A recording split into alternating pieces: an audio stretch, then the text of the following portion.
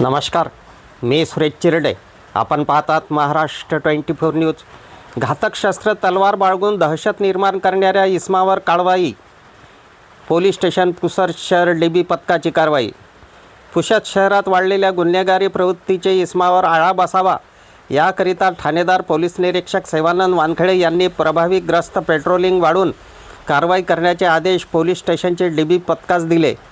त्यांच्या सूचनेप्रमाणे दिनांक 3/7/2026 रोजी पुसद शहर डीबी पथक शहरात पेट्रोलिंग करीत असताना डीबी पथकास गोपनीय बातमीदार यांच्याकडून खात्रीलायक खबर मिळाली की एक इसम हा जिजामाता मंगल कार्यालयाच्या बाजूला मैदानात श्रीरामपूर पुसद येथे एखादा घातपात करण्याच्या दृष्टीने हातात शस्त्र तलवार सोबत बाळगून आहे असे गोपनीय माहितीवरून घटनेचे गांभीर्य ओळखून डीबी स्टॉप पथकाने अतिशय कौशल्यपूर्ण सापळा रचून जिजामाता मंगल कार्याजवळ जाऊन आरोपी गजानन शंकर काळे वय 24 वर्ष राहणार गुणवंतराव शाळेजवळ श्रीरामपूर पुसद तालुका पुसद जिल्हा यवतमाळ यांची कायदेशीररित्या अंगझडती घेतली असता त्याच्याजवळ एक धारदार व टोकदार तलवार जिची एकूण लांबी 34 इंच किंमत अंदाजे 3000 रुपयाची मिळून आल्याने त्याचे शस्त्रासह ताब्यात घेऊन त्याच्यावर पोलीस स्टेशन पुसद शहर येथे कलम 425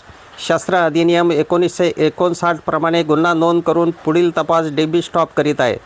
सदरची कारवाई पोलीस अधीक्षक कुमार चिंता, अप्पर पोलीस अधीक्षक अशोक थोरात, उपविभागीय पोलीस अधिकारी पुसद उमरखेड हनुमान गायकवाड यांच्या मार्गदर्शनाखाली ठाणेदार व पोलीस निरीक्षक सेवानंद वानखेडे यांच्या सूचनेप्रमाणे डीबी प्रमुख पोलीस उपनिरीक्षक अक्षय सनगर, पोलीस हवालदार Manoj Kadam, police constable Shuddhodan Bhagat, police constable Sachin Raut, police constable Akash Babulkar यांनी पार पाडली.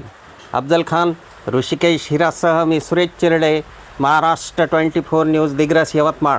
आमच्या पुढील बातम्याचे अपडेट पाहण्याकरिता आत्ताच आमच्या चॅनलला सबस्क्राईब करा व बेल आयकॉनवरती क्लिक करा.